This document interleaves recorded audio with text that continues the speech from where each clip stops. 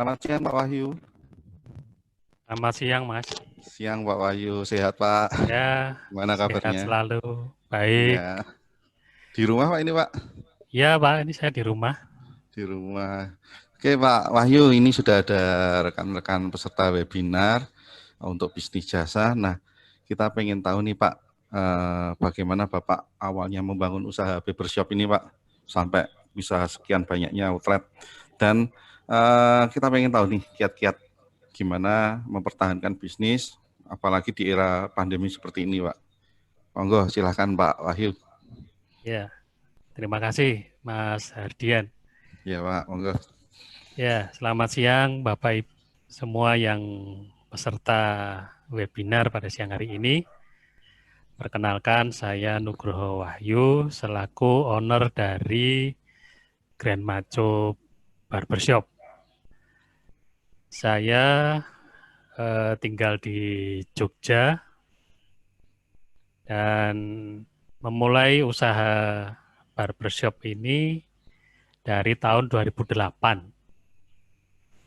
Tetapi 2008. di awal-awal dulu, karena saya masih sebagai karyawan, saya mencoba untuk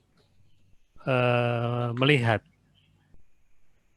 Pada waktu itu, saya punya tempat pakde saya itu disewa oleh bengkel rambut, dan saya menjadi pelanggan di situ pada waktu itu.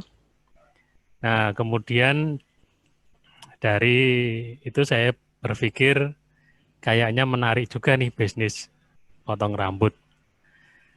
Nah, dari pengamatan beberapa kali mulai 2008 saya mencoba melihat, wah ini kalau diseriusi kayaknya bisa juga nih.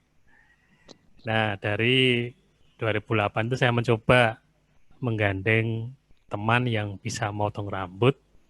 Kemudian kita join, saya carikan tempat, saya bukakan tempat, kemudian dia yang melanjutkan. Karena saya waktu itu masih bekerja. Nah, Oh, masih bekerja. berjalan 2 tahun, Mas. Jadi 2010 itu usaha ini semakin baik, semakin menjanjikan. Dan 2010 itu saya bisa membuka 4 outlet. Nah, karena sudah mulai waktunya mulai bercabang, jadi saya memutuskan untuk keluar dari pekerjaan saya. Kemudian saya menseriusi usaha ini. Nah, dari situ saya mencoba terus mendalami apa saja sih kendala, apa saja sih yang menjadi tantangan-tantangan di situ. Kemudian berkembang 2012 saya bisa mendapatkan partner di area Solo. Solo. Kemudian berkembang dari Solo terus ke Solo Raya, kemudian berkembang sampai ke Semarang, Pati, Rembang, kemudian juga sampai ke Jawa Timur. Nah, sampai sekarang pun juga masih, sampai ke selatannya saya ada di sekitaran Pacitan, Wonogiri. Nah, dari apa yang saya sampaikan, usaha barbershop ini, kalau dilihat memang itu usaha yang apa kecil ya. Tetapi sepanjang kita masih tumbuh rambut, maka usaha barbershop ini tidak akan pernah mati. Sepanjang kepala itu masih muncul rambut, itu tidak akan pernah usaha ini mati. Dan itu saya pegang. Nah, di era pandemi ini pun juga itu menjadi sebuah apa ya, berita yang baik juga, dalam artian ketika orang-orang pada tidak mau keluar rumah, kebetulan 2 tahunan ini saya sudah merintis model ini apa namanya potong rambut panggilan. Wadah, Pak. Ada. Nah itu sedikit banyak juga sebetulnya dulu pernah ada sih waktu zaman kita kecil mungkin ya. Itu potong rambut yang keliling itu loh Mas, yang ada Iya, bapak-bapak naik sepeda beda kemudian ya. ya saya mengacunya pada itu. Ternyata itu juga menjadi sebuah kesempatan untuk mengembangkan bisnis ini Ya, menjadi lebih dekat dengan pelanggan. Ya karena kita berkaitan dengan jasa, mau tidak mau ya harus seperti yang disampaikan Pak Salva tadi, bagaimana pelanggan itu puas. Kemudian kita mempunyai segmen pasar. Kebetulan yang saya ambil adalah segmen menengah ke bawah. Kenapa menengah ke bawah? Ya, potong rambut ini kan laki-laki terutama itu sebulan, minimal sebulan sekali. Tapi ada juga yang 2 minggu sekali. Sehingga kalau saya memakai atau mengambil segmen atas dengan harga yang mahal, itu eh, apa namanya kemungkinan berkembangnya untuk laki-laki ya itu agak susah. Karena laki-laki prinsipnya adalah potong itu pengennya cepat. ya. Tidak mau yang neko-neko, pengennya cepat, selesai, dan bisa melanjutkan lagi tugas yang lain. Nah, berdasar pada wawancara saya dengan beberapa pelanggan, itu yang menjadikan dasar saya untuk bahwa barbershop ini orang datang, dilayani, potong, cuci, ya cuci kemudian pijat. Setelah itu selesai. Jadi tidak ada lagi orang masih harus pulang dulu, mandi dulu, melanjutkan lagi kegiatannya. Enggak. Kita mengambilnya adalah orang mungkin di waktu istirahat kerja, sekalian cari makan, wah ini baru bersamanya buka, datang, potong rambut, kemudian dicuci sekalian, dipijat sekalian, dan kemudian terus melanjutkan lagi tugas mereka, melanjutkan pekerjaan lagi. Jadi tidak perlu mereka pulang untuk membersihkan diri. Nah, hal-hal seperti itulah yang kami tangkap, dan tidak kalah pentingnya adalah bahwa kita-kita orang laki-laki ini, kalau disuruh ke salon, itu akhir-akhir ini merasa tidak nyaman. Akhir-akhir ini merasa kurang apa ya, kurang kurang ada rasa risih juga ketika harus datang ke salon. Nah, akhirnya barbershop inilah menjadi sebuah pilihan bagi kaum laki-laki. Ya. Makanya di tempat saya, barbershop itu kita buat terang benderang. Tidak menggunakan kaca film depannya, tapi kaca bening.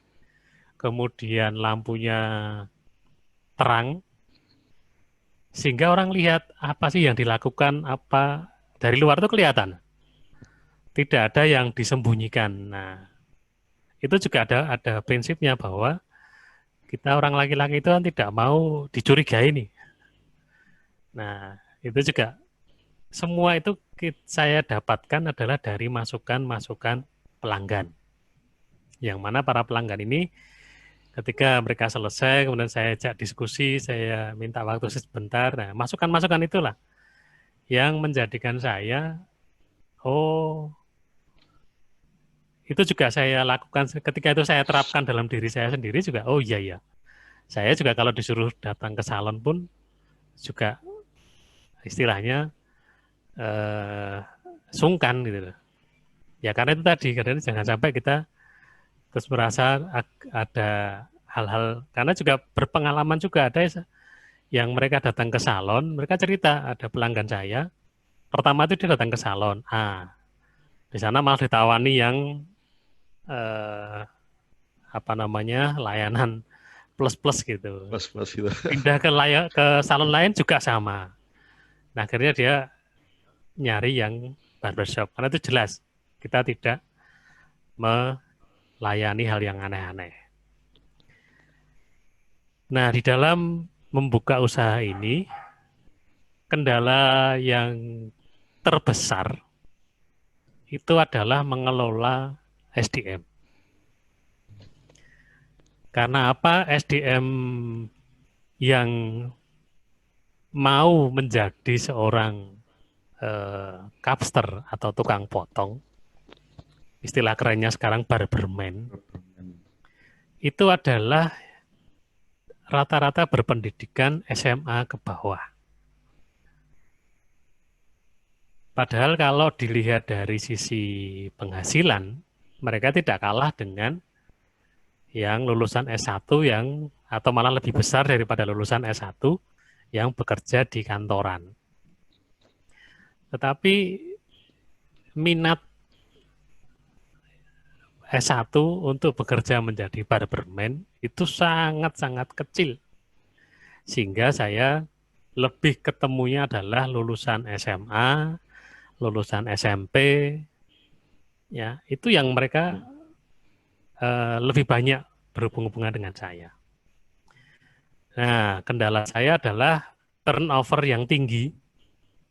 Karena apa? Ketika orang ini belum bisa, kemudian kita ajari, ada yang dia mau untuk ikut dengan saya terus, tapi ada juga yang hanya bertahan 2 minggu, 1 bulan, kemudian pergi tanpa pesan.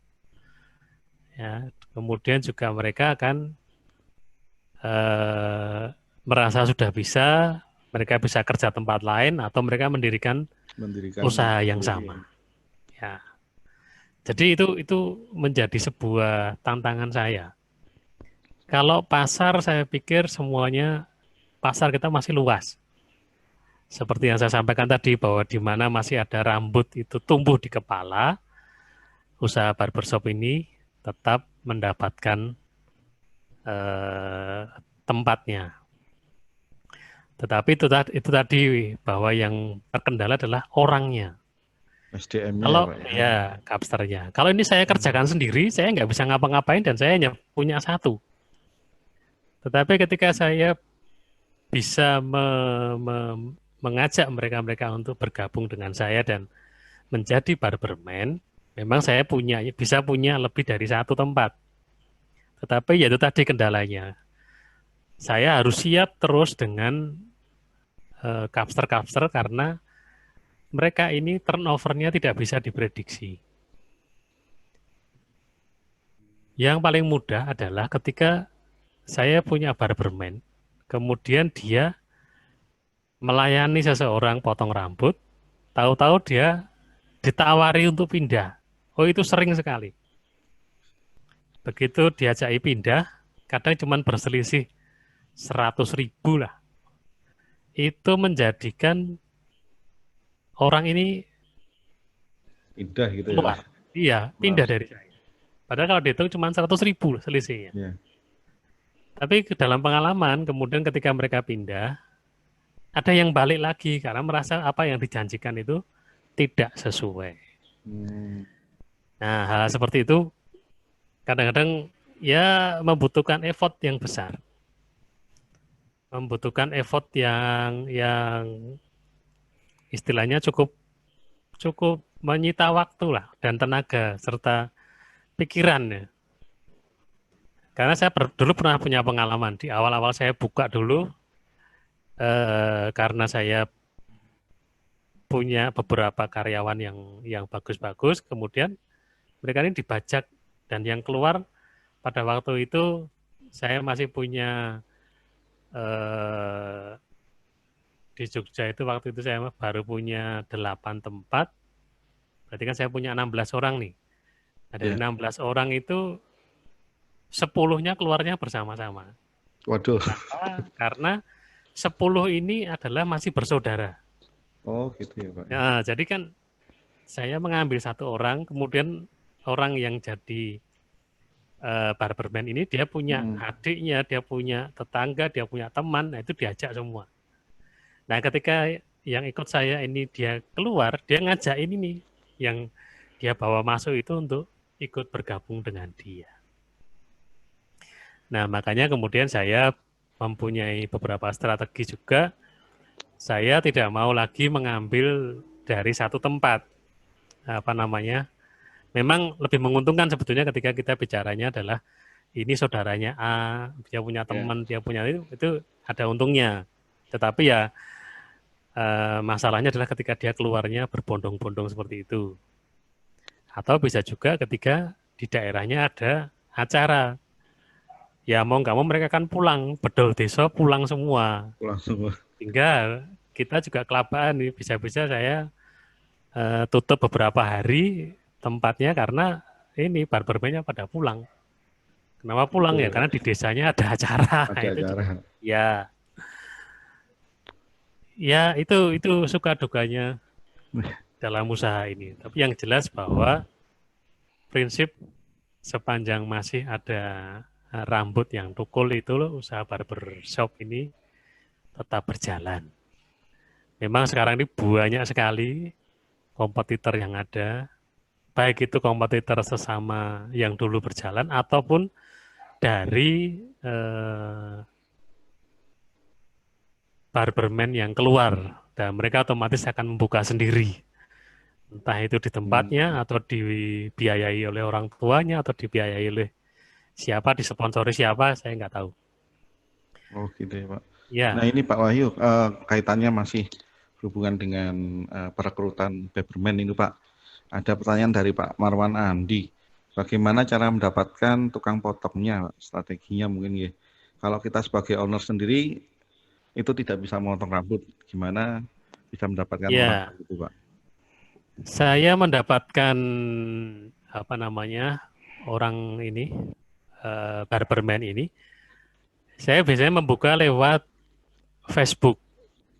Dari Facebook saya men-share kebutuhan loker. Kemudian saya akan mencari karena kebetulan saya punya ya, anak-anak yang bisa mentraining. Saya mencari yang sudah bisa, yang belum bisa akan saya training. Tetapi di awal dulu, saya mencari orang yang sudah bisa. Jadi, awalnya ya Pak ya? Awalnya mencari yang sudah bisa. Nah, kalau ownernya tidak bisa motong, ya kita nyari orang yang sudah bisa motong. Tetapi itu tadi, tetap harus siap seandainya ini keluar. Karena turnovernya tinggi sekali. Turnover kita tinggi sekali. Tidak dipungkiri bahwa di usaha barbershop ini turnovernya cukup tinggi. Dan kita nggak bisa mendapatkan orang yang benar-benar setia ikut kita terus. Enggak. Saya 8 tahun mengulik barbershop ini, ya orangnya ganti terus. Walaupun dia sudah ikut saya 5 tahun, walaupun dia ikut saya ada yang sudah 7 tahun, ya tetap akhirnya mereka pamit. Ya ada yang pamit baik-baik, ada yang pergi begitu saja. Begitu, kalau ini Pak Wahyu, kebetulan kan saya juga pernah menggunakan jasa barbershop sering lah Pak. Dan saya mau dibilang gimana ya, pelanggan Bapak juga yang ketigaan jujur.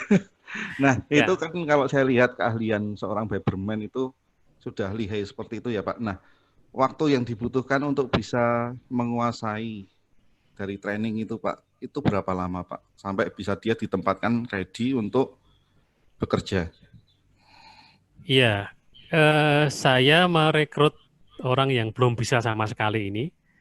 Kemudian dia akan saya ajari dalam waktu 2 minggu. 2 minggu Pak? Ya, 2 minggu ini basic. Nah, seorang barberman itu yang utama adalah masalah mental. Dalam artian mentalnya, ya pertama kali mental. Jadi biasanya seseorang yang belum bisa dan dia akan ikut training, biasanya saya suruh diam saja dulu di outlet. Saya suruh lihat dulu. Udah ikut dari pagi buka jam 9 sampai tutup jam 9 malam. Dia ada di outlet itu terus, tidak kemana-mana, hanya lihat aja. Nanti baru hari kedua, baru akan kita ajari. Tekniknya dari teknik keramas, mengeramasi orang dulu. Keramas dulu ya. Ya, kita ajari ngeramasi orang dulu, ngeramasi rambut bagaimana, terus cara memijat kepala. Nah, itu dulu biasanya. Itu menjadi sebuah cara saya juga untuk mengetes mental. Jadi kalau dia mentalnya bagus, dari situ dia akan bisa. Nah, itu tahapannya begitu. Setelah dia sudah berani ngeramasi dan mijat, baru nanti kita beri teknik-teknik dasarnya. Nah, teknik-teknik dasar ini biasanya nanti kita melalui tahapan untuk menggunakan manekin lebih dulu, cara-caranya, kemudian oleh teman-teman barberman yang ada ini, biasanya malam hari mereka kumpul, kemudian ini ada yang dijadikan praktek di antara mereka sendiri. Ya, mereka kan satu atau dua itu ini apa namanya potong rambut oleh anak baru ini. Nah, setelah dia yakin bisa, kemudian baru itu kita suruh melayani ke pelanggan. Itu pun didampingi oleh senior. Nah, pelanggan ini pun juga dipilih oleh seniornya. Mana yang kategori rambutnya mudah. Nah, dari yang kategori mudah inilah yang dilakukan. Kemudian setelah dia berani, kemudian baru itu menerima yang agak susah atau sulit untuk model rambutnya. Oh gitu Pak. Berarti memang ada tahapannya ya? Iya, ada tahapannya. Karena nanti hal yang urgent sekali adalah ketika dia baru pertama kali nyoba motong kepala rambut pelanggan itu sedikit kecoes. Wah, itu ujian terbesar itu. Dalam arti misalnya kecoes sedikit atau petak sedikit, nah istilahnya. Wah, itu udah menjadi apa ujian berat itu bagi seorang barberman. Karena dia akan berhadapan-hadapan apakah ini pelanggannya komplain atau tidak. Apakah pelanggannya marah atau tidak. Itu ada yang dimaki-maki sampai habis-habisan. Ada pelanggan yang ya sudah tidak apa-apa, sedikit disuruh menyamunkan sedikit karena dia tahu bahwa mungkin 2 minggu lagi sudah tumbuh. Ya. Nah, tapi ini bagi barberman-nya menjadi sebuah tantangan berat. Kalau dia langsung drop dan takut, dia akan langsung pulang. Hari itu juga dia mau pamit, Pak, saya mundur, Pak. Oh gitu. Mental, tetapi ya. Bagi yang mentalnya kuat dan dia memang mau menjadi seorang barberman yang tangguh, ya dia bicaranya adalah dia minta maaf dulu. Kemudian dari minta maaf itulah dia belajar. Oh, itu salahku di sini. Nanti saya tidak akan lagi mengulang kesalahan ini. Nah, itu biasanya mereka akan menjadi barberman yang tangguh kalau mereka bisa melewati tahapan komplain yang luar biasa ini. Oh gitu Pak. Nah untuk ini Pak, misalnya untuk itu tadi kan terkait dengan kita perekrutan SDM Pak. Nah, untuk bisa join dengan Grand Macho Barbershop itu modal dan persiapannya seperti apa Pak? Terus jangka waktu pelaksanaannya sampai dengan bisa lepas sendiri, bisa operasional itu seberapa lama Pak? Kalau dengan Grand Macho Barbershop itu saya menawarkan kerjasama selama 5 tahun. 5 tahun ya Pak? Ya, 5 tahun dengan modal 75 juta di luar tempat.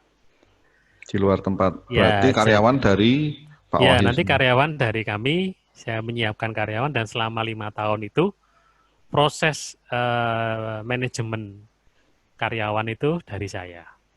Oh gitu. Ya, nah pemilihan tempat Hmm. juga biasanya pengalaman-pengalaman yang sudah adalah bagi yang berminat kerjasama dengan saya, biasanya dia akan menghubungi saya untuk bicara bahwa ini saya ada beberapa alternatif tempat. Kita akan survei dulu. Nah, tempat itu bisa di pinggir jalan besar, bisa masuk ke perumahan, atau bisa juga di jalan alternatif yang istilahnya jalan tidak terlalu ramai. Oh, Jalan Tetap Kedung. ya, tapi masuk ke pemukiman misalnya, jalan ke pemukiman. Nah, itu juga bisa kita pakai. Nah, setelah nanti kita survei dari tempat-tempat yang ditunjukkan itu, mana yang akan kita pilih. Nah, setelah ini ya itu baru biasanya orang itu akan ngedirikan tempat itu disewa selama 5 tahun. Nah, setelah itu nanti kita proses Hmm. untuk pengadaan barang, pengadaan peralatan, perlengkapan orang. Kemudian biasanya dalam waktu 2 minggu sampai 1 bulan siap untuk opening. Oh gitu Pak. Nah, kalau untuk ini Pak, ketika operasional, ini ada pertanyaan dari Bapak Ibu Kris Purwonugroho, itu sistem penggajian tenaga kerjanya itu dengan bagi hasil atau seperti apa Pak? Itu kan berarti penggajiannya juga Bapak kelola ya? Iya, Atau jadi sistem yang kami sampaikan kepada para tenaga kerja ini, mereka mendapatkan bagi hasil ya, kisarannya itu 30% dari tarif. 30-35%. Semakin banyak yang dipotong, ya, dia dapatnya semakin besar. Tetapi kita juga punya flat, istilahnya flat itu misalnya sehari hanya motong 2 atau 3, ya kita nggak mungkin ngasih 2 atau 3 kepala. Tapi di awal-awal biasanya kalau itu kita kasih flat per hari. Kisarannya itu antara 40.000 sampai 50.000. Tapi flatnya ya. begitu nanti sudah bisa dihitung secara bagi hasil per kepala, Mm-mm. ya itu kita lakukan bagi hasil per kepala. Oh gitu Pak. Berarti bagi hasil per kepala plus istilahnya kalau untuk awal memang sudah ada flat misalnya baru dapat Ya, 2 atau 3. ya, ya. Nah, sejak ini Pak, untuk ketika sudah berdiri outlet itu sistem promosinya seperti apa Pak? Apakah ada dari pusat ataukah eh, sendiri dari cabang yang baru itu? Ya, untuk promosi, ketika saya melakukan usaha ini, beberapa model pernah saya lakukan. Baik itu memasang spanduk rontek di koran, masang apa namanya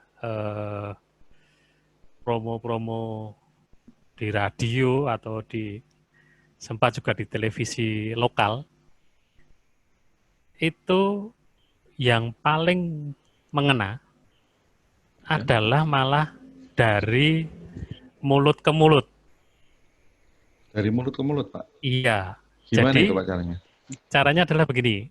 Ketika seseorang ini sudah menjadi pelanggan, datang dan dia mendapatkan istilahnya eh, pelayanan yang puas dari kami, dia nanti akan datang dengan membawa entah itu anaknya, entah itu adiknya, entah itu saudaranya atau entah temannya. Dan itu akan karena orang yang sudah puas itu dia akan pasti akan datang kembali. Dan itu datangnya adalah sekitar misalnya sehari ini, bulan ini dia datang, bulan depan itu bisa masih diharapkan dia akan datang. Tetapi kalau mendapatkan layanan yang kurang, ya bulan depan dia belum tentu akan kembali. Nah, saya pernah juga menjalankan misalnya promo diskon, itu malah nggak jalan. kita diskon nih dari harga. Sekarang kan tarif saya 18.000 nih. Ketika saya beri diskon, itu malah boleh dibilang tidak signifikan dapatnya. Ini juga pernah saya jalankan adalah 8 kali datang, kemudian nanti potong yang ke-9 gratis. Itu juga tidak berjalan. Jadi saya melihatnya adalah kita laki-laki itu pengennya itu simple. Datang ya bayar, selesai gitu. Tidak mau dengan ini ya 8 kali lagi akan saya beri gratisan. Itu walaupun saya sudah membuatkan kartu kecil ya, seperti kartu kartu nama itu, kemudian kita beri stempel satu, ya ada aja alasannya. Dia ngomong, wah pas, lupa was, nggak kebawa ini, bla bla bla bla segala macam. Jadi saya melihatnya kita laki-laki itu memang butuhnya yang simpel-simpel aja. Nah, kemudian juga pernah saya coba di tempat kita itu kita beri aqua. Itu ya 1-2 yang mengambil secara gratis ya. Tapi juga tidak semua yang datang ngambil juga enggak. Pernah juga kita beri ada makanan kecil di situ. Iya juga tidak signifikan gitu. Makanya saya, ternyata laki-laki itu pengennya simple aja. Tapi kalau wifi ya itu sedikit banyak lebih membantu. Ada wifi di outlet itu membantu kita untuk pelanggan ini ya mainan gadget itu menjadi hal yang utama ketika mereka menunggu. Itu sudah termasuk paket ya Pak ya? Atau itu sudah bisa nanti kita masukkan ke dalam paket itu. Nah, kalau untuk ini Pak, misalnya ada yang berminat bergabung untuk franchise Grand Majo, benefitnya apa aja Pak yang bisa didapat dari situ? Ya, dari kami ketika seseorang itu mau untuk bekerjasama dengan saya, secara otomatis adalah nilai 75 juta itu sudah tidak ada lagi tambahan biaya lain-lain. Biaya itu sudah include semua. Kemudian akan mendapatkan sebuah outlet yang sudah tersetting seperti setting standar dari Grand Majo. Kemudian juga rata-rata mitra itu mendapatkan kisarannya adalah 30-35% dari omset kotor. Kisarannya segitu. Nah, jadi kalau misalnya omset kotor sebulan dapat 10 juta, itu mitra biasanya dapatnya sekitar 3-3,5. Itu kita berikan. Ya, itu sudah dipotong dengan biaya operasional ya. Operasional itu ada bagi hasil karyawan, ada listrik, ada air, ya, dan alat-alat yang habis misalnya sampo, silet gitu. Nah, dapatnya mereka. Ada ini lagi Pak, mohon maaf. Dari Pak Marwan Andi terkait itu tadi Pak, berapa persen return of investment-nya Pak ROI-nya?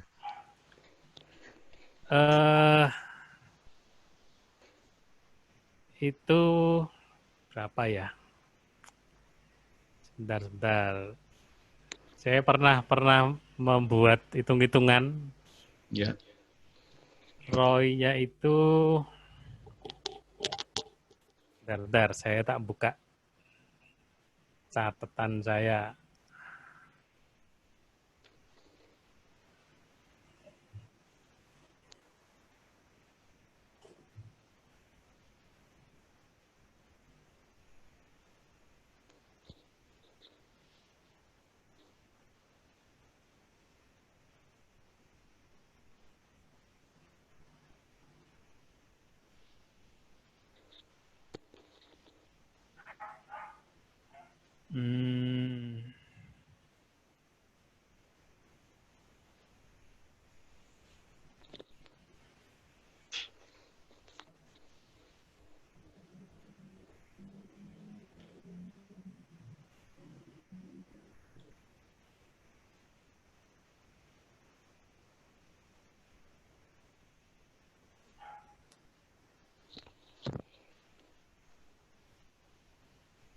Ini sekitar 20,4%, Mas. 20,4% ya. Ya, Hmm. Kalau untuk ini Pak Wahyu, kita kan lihat banyak ya sudah kompetitor dari Grand ya, Majo itu sendiri, ada yang warna hijau dan biru itu. Nah, saya sendiri punya pertanyaan, istilahnya ada nilai beda di Grand Majo Barbershop karena ya kebetulan saya pelanggan juga. Tapi kalau saya mau tanya nih langsung ke ya, ya. pemiliknya, itu apa yang menjadi pembeda Pak daripada barbershop yang lain? Ya, yang menjadi pembeda di tempat saya daripada yang lain, anu, eh, kami melayani yang panggilan. Panggilan Pak. Ya, karena belum tentu semuanya mau. Jadi kami kita layani panggilan. Kemudian juga bahwa kami orang yang datang ke tempat kami memang ada garansi kalau dia merasa masih belum cocok dengan yang apa namanya hasilnya, ya dia bisa kembali, kemudian kita perbaiki, dan itu memang free, dalam artian tidak ada lagi kita cas, hanya sekali aja mereka membayar.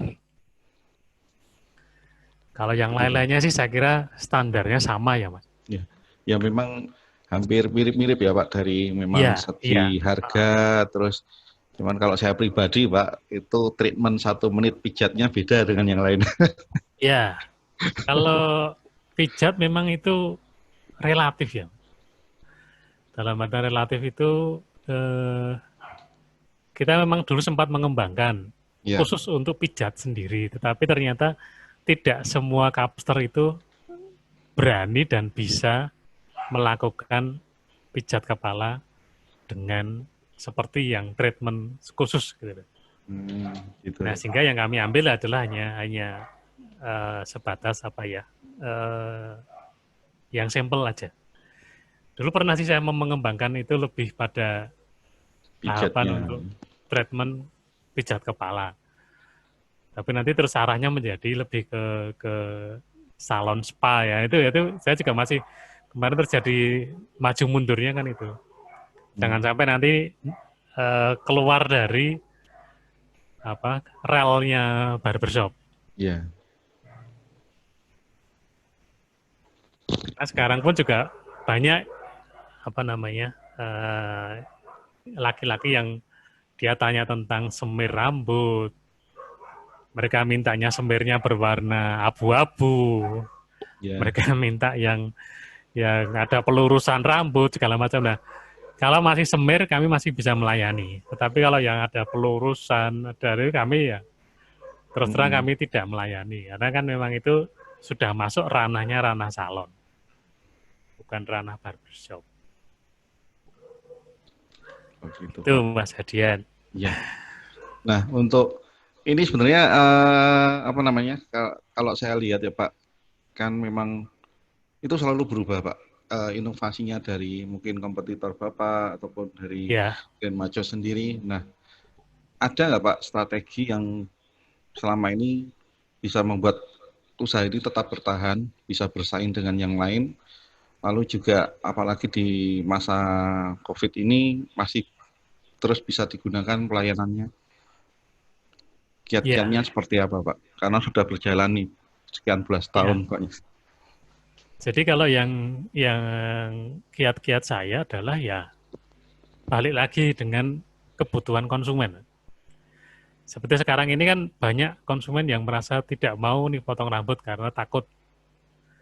Ya, mau nggak mau kita akan menyesuaikan dengan eh, gerakan pemerintah, menggunakan masker, hand sanitizer, kemudian juga apa namanya ruangan yang disterilisasi. Itu kami jalankan. Juga kami memberikan kepada pelanggan reservasi. Mereka kan sekarang mulai berpikir nih ketika wah kalau harus nunggu kelamaan dan sebagainya. Nanti kita kembangkan dengan reservasi. Mereka boleh kok minta jam sekian, jam sekian, jam sekian. Nah, dari reservasi itu kita sudah siapkan ini. Atau mereka mau share potongnya di rumah saja. Nah, itu juga kami siapkan. Jadi ya sekarang dengan kondisi pandemi ini ya memang harus lebih intens untuk berkomunikasi dengan pelanggan, Mas. Gitu Sekarang ya. mereka pengennya seperti apa, nyamannya seperti apa, ya kami mengikuti. Itu yang menjadi kunci kami sekarang. Tapi untuk kondisi sekarang ada cenderung tetap atau ada penurunan Pak dari segi omset? Ya Berpengaruh kalau sekali atau penurunan sih menurun, Mas. tapi Karena tetap berjalan gitu ya. sebetulnya masuk bulan puasa ini kan sebetulnya menjadi panenan kami.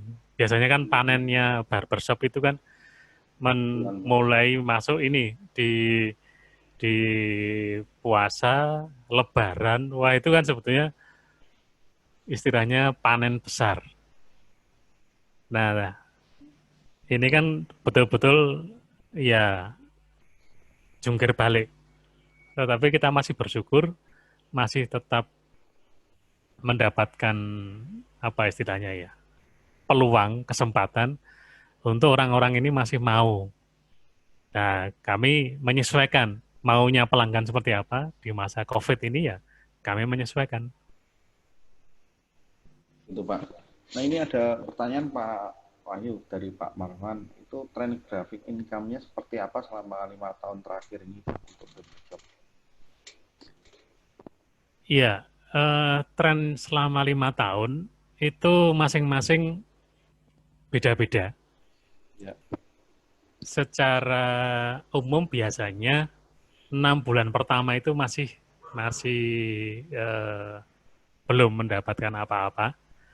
Baru nanti akan muncul itu setelah 6 bulan. Itu pun juga ada satu tempat saya yang dia setahun harus berjuang, tapi setelah 1 tahun mulai naik, naik terus eh, sampai mencapai istilahnya tingkatan teratasnya. Nah, ketika teratas itu dia nanti akan turun karena sudah punya pelanggan dan turunnya karena kompetitornya mulai banyak, itu akan turun. Nah, pada waktu turun inilah kita mengadakan istilahnya memberikan layanan-layanan lebih supaya ini tidak turunnya tidak drastis tapi nanti bisa naik lagi pelan-pelan ke atas. Nah, saya melihatnya seperti itu. Jadi nanti akan puncaknya bisa dalam kurun waktu 3 tahun, bisa kurun waktu 4 tahun, tapi setelah itu akan turun. Nah, pada waktu turun inilah yang sekarang kemarin-kemarin saya mencoba untuk ya kenapa turun ini kita cari, kemudian nanti kita punya solusi tergantung masing-masing tempat. Oh, itu Nah, berarti masing-masing tempat ini punya karakteristik sendiri-sendiri. Jadi tidak bisa dipukul rata dari satu tempat dengan tempat yang lain walaupun dengan brand name yang sama. sama. Tapi si franchise ini selalu dapat data feedback ya Pak ya dari Grand Majo Pusat bahwa penjualan sekian, trennya seperti apa dengan yang lain itu selalu ada inputan ya Pak? Iya, jadi kita ada inputan seperti itu. Jadi nanti kita memberi laporan, Mas. Kita buatkan laporan setiap bulannya itu kita beri laporan. Seperti apa atau progres tempat itu. Kemudian kita akan yang jelas kita memang bekerja sama dengan mitra, dalam artian kita juga tidak terus lepas dari mitra yang ada, tapi kita tetap akan memakai mitra itu untuk bersama-sama, supaya mitranya juga mengerti, mengenal situasi, sehingga nanti ketika 5 tahun ini selesai, Ya. akan diteruskan, itu pilihannya ada dua, apakah akan tetap menggunakan brand Grand Majo Barbershop, Ya. atau mereka akan membuat brand sendiri. Oh itu diperbolehkan. Ya, setelah 5 tahun kan bisa begitu. Makanya di dalam perjalanan 5 tahun ini kami biasanya mengajak serta mitra-mitra yang ada ini untuk ikut terlibat. Tetapi ada juga beberapa mitra saya yang dia mengatakan, sudah saya tahunya pokoknya dapat beres. Itu ya ada. Dalam artian mereka sudah punya pekerjaan lain atau usaha lain, ya ini menjadi usaha tambahan, ya dia nggak mau repot-repot untuk ngurusi turnover karyawan itu. Oh gitu Pak. Nah, kalau untuk ini Pak, ada pertanyaan dari Pak Marwan itu rata-rata BEP-nya itu berapa lama Pak untuk investasi 75 juta Iya, itu? BEP yang paling cepat itu ada yang 1 tahun, itu 1 tahun, BEP paling cepat, ya. Tetapi rata-rata itu 3 tahun, 3 tahun. iya 3 tahun, Paling cepat 1 tahun. Oke, iya. oke. Waktu itu yang 1 tahun itu memang benar-benar darahnya belum ada sama sekali sehingga menjadi primadona sampai sekarang. Itu 1 tahun. Itu di Wonogiri. Wonogiri Pak. Ya, di Wonogiri. Itu menjadi Hmm, trend center sekarang. Dan itu saya mendapatkan masukan cerita dari banyak orang. Salah satunya yang mengatakan kalau orang-orang di Wonogiri ini kalau dia tidak ya, tidak mau potong tidak kalau tidak di Grand Majo. gitu Pak. Ya, itu saya Oh, mendapat informasi itu dia dari beberapa orang yang di sana. Jadi hmm, mereka kalau sampai ada satu guru di madrasah itu yang cerita ke saya, dia itu juga punya usaha barbershop kecil-kecilan. Anak-anaknya itu semua menurut apa yang dikatakan oleh guru ini. Tetapi begitu guru ini mengatakan, nanti anak-anak potong rambut di tempat Bapak ya, mereka mengatakan tidak Pak, saya potong rambutnya di Grand Majo.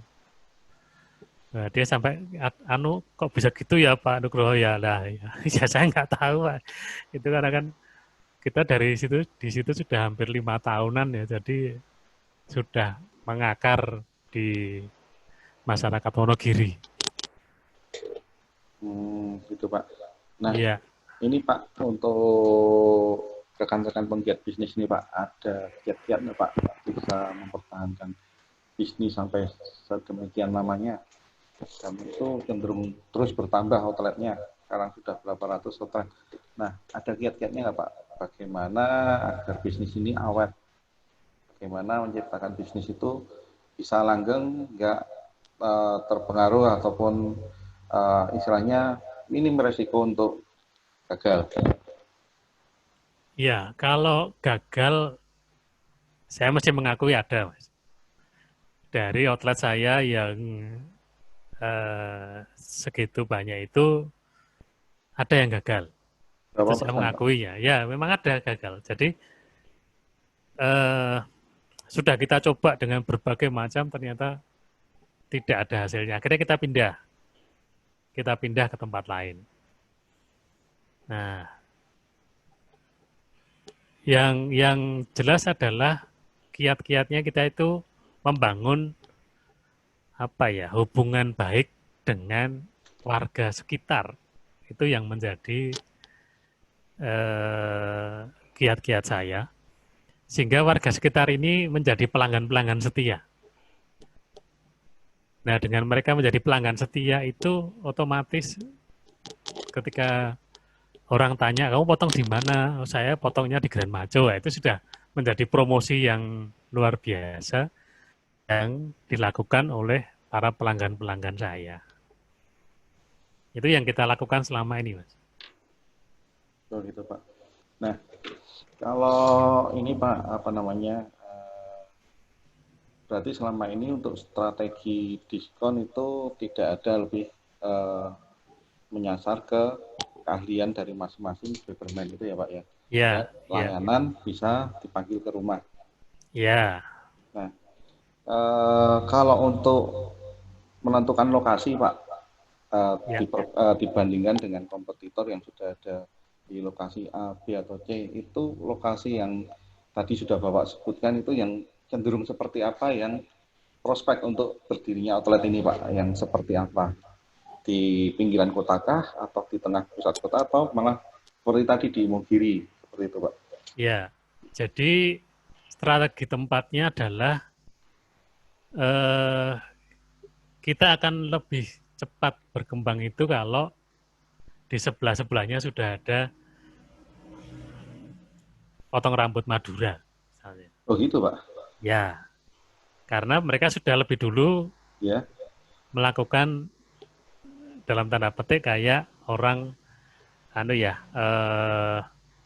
apa namanya survei pasar ya dan sudah melakukannya. Nah, kebanyakan di tempat saya itu bersebelahan atau pokoknya dekatlah dengan beberapa tempat potong tradisional itu. Ada Madura, ada juga pangkas rambut. Pokoknya yang kecil-kecil itu sudah ada. Nah itu daerah situ itu nanti kalau kita mendirikan itu kita akan mendapatkan yang kelas di atas mereka. Pasar itu sudah ada. Pasarnya ada. Ya. Tinggal kita ambil. Ya, gitu tinggal kita mengambil segmen di atas mereka. Ikut bermain di situ dapat segmen. Ya.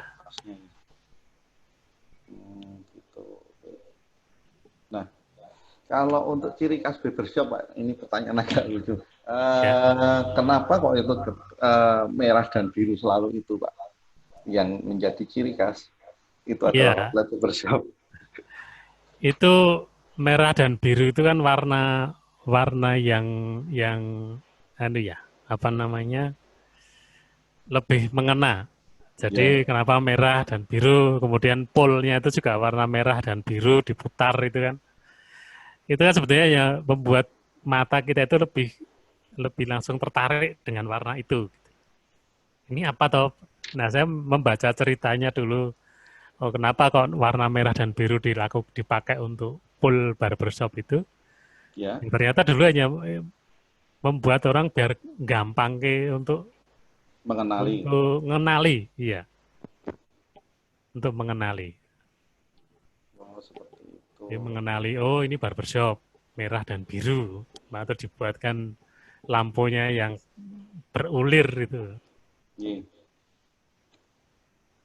Kalau untuk selama perjalanan bisnis Pak Wahyu ini, Pak, pernah tidak mengalami kendala yang cukup besar, terus ada titik balik Bapak bangkit lagi dengan strategi baru itu, pernah enggak Pak melalui seperti itu, Pak?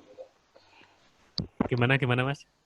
Selama belasan tahun mengembangkan ini, Pak, ada enggak kendala-kendala yang mungkin Pak Wahyu temukan, wah ini agak cukup merepotkan, tapi solusinya sudah akhirnya ketemu kayak gitu, pernah enggak Pak?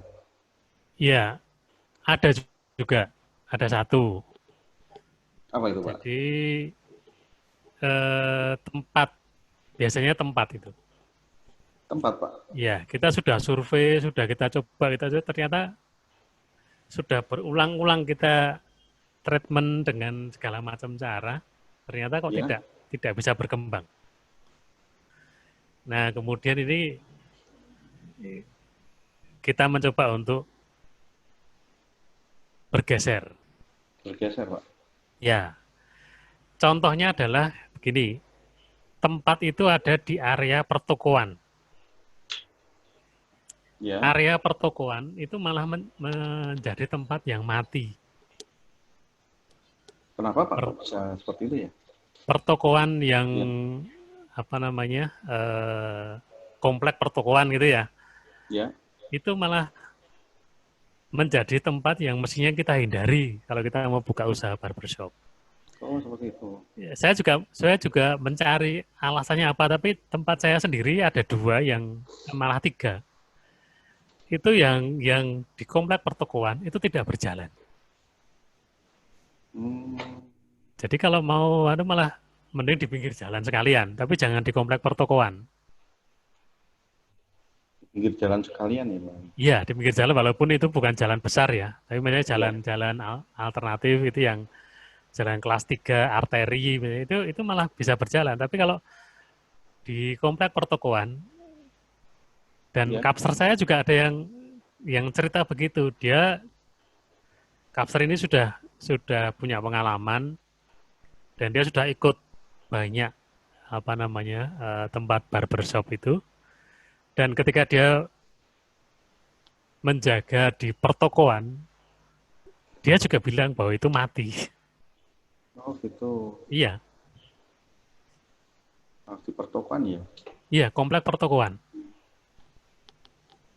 Terus itu ketika berpindah ada yang berpengaruh nggak di kontrak kerjasamanya? Oh, nggak ada, Mas. Nggak Jadi ada. kalau pindah pun tetap nanti kita bantu. Misalnya ada, oh ini kontraknya habis, kemudian kita geser. Nah, Ya. nanti begitu tempat baru kita setting lagi, kita teruskan. Gitu. Gitu, Pak. Karena ada juga pengalaman misalnya, Mas, saya kontrak setahun berjalan bagus, 2 tahun berjalan bagus. Begitu tahun ketiga kita mau perpanjang sama yang punya ruko nggak boleh diperpanjang. Itu juga Oh, ada. ada. Ada. Sama yang punya ruko nggak boleh diperpanjang. Ternyata sama yang punya mau dibukain sendiri. Karena ini sudah rame, ya kita mencari, ya kita bangun lagi, bangun bergeser dari tempat itu juga ada. Hmm, gitu. Oke. Kalau untuk ini Pak, jadi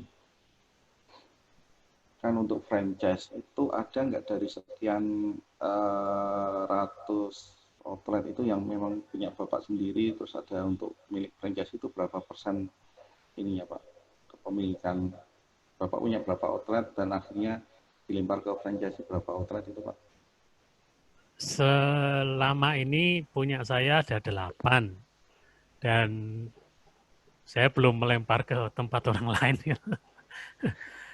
Iya, jadi saya masih masih mengelola sendiri yang 8 ini punya Apa saya. ini yang lain Ya, franchise? saya belum. Oh gitu. Karena kebanyakan yang kerjasama dengan saya mereka membuka baru. Membuka baru akhirnya. Ya, membuka baru.